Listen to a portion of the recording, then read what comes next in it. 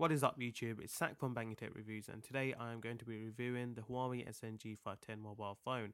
Now this phone is only going to cost you £130 in the UK, which is a really good price for a decent phone. Okay, without any further ado guys, let's start with the review process itself. So at the top we have the Huawei logo and the speaker, we have an accelerometer and a proximity sensor. On the left hand side of the phone we have a power and lock button along with a volume rocker, followed by a micro USB charging port. Now this is on the side, which is quite weird for me. At the bottom we have a small microphone where it's going to pick up your sound when you're talking to someone. And then on the other side there is nothing at all, totally flush. And at the top we have a 3.5mm headphone or earphone jack. Flipping to the back, as you can see, we have a DTS logo. Now the back is a little bit of a fingerprint magnet, I've noticed that, and you will see it in the video in a short while. We have Huawei logo, speaker, 5MP camera with LED flash, and you could just see those little smudges. Price may be low at £130, but you do pack a bit of power in this phone. First of all, it has a Qualcomm dual-core 1.2 GHz Cortex A9 processor, equipped with 512MB of RAM. You might be thinking, whoa, that's quite low. Phones usually have 1 gig to 2 gigs now. However, guys, you have to measure it to the price point of only £130. The resolution is 480 by 854 pixels.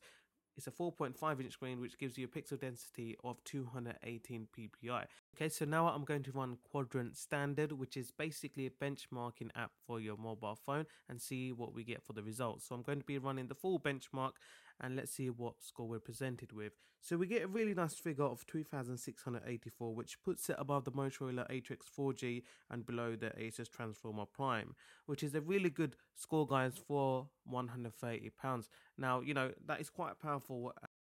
One of the main reasons people purchase a phone is obviously to call and text.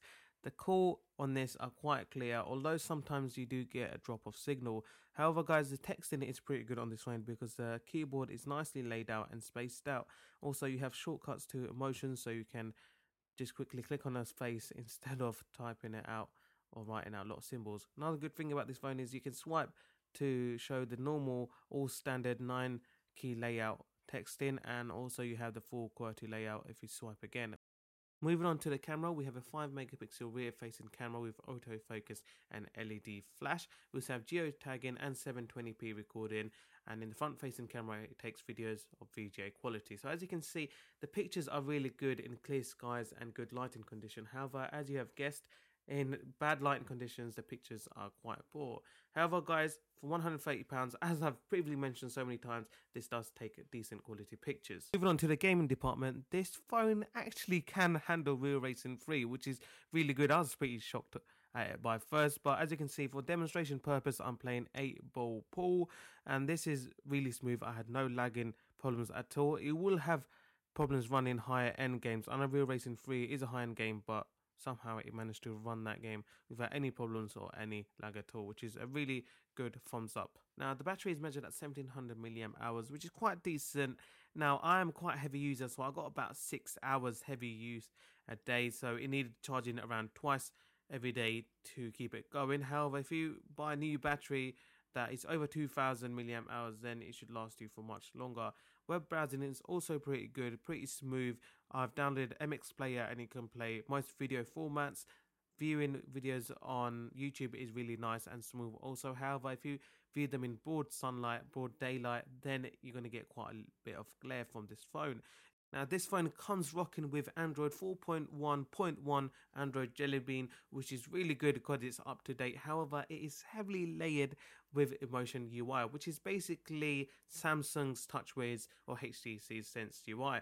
This is, you know, it's only in the beginning stages, so Huawei do need to work on it. However, when I'm viewing a video or if I'm going through slides or transitions, sometimes it does seem to lag. Now that shouldn't be the issue with a 1.2 GHz processor, which is dual core. However, due to the heavy customization and heavy layer, it does seem to jostle a little bit. Okay guys, moving on to the big question: would I buy this phone? My answer would be yes, I would, considering the fact it does have a really nice and generous 4.5-inch screen, which is not HD, but still has a decent resolution which matches that of the Samsung Galaxy S2. It also has a pretty beefy processor, dual core 1.2 gigahertz. It has 720p recording along with a 5 megapixel camera, HDMI ready, and the good thing about this phone, it also has DLNA. So if you have a DLNA TV enabled, you can watch your movies, your pictures on the big screen. And all of those specifications crammed in such a small price bracket. Yep, I think that's a pretty good deal. Okay guys, so that was a quick review of the Huawei Ascend G510 mobile phone. I hope you enjoyed it and found it informative. If you do have any questions, then leave them in the comment section below. If you liked the video, then please don't forget to rate it. And as always guys, I will see you in the next video. Take care.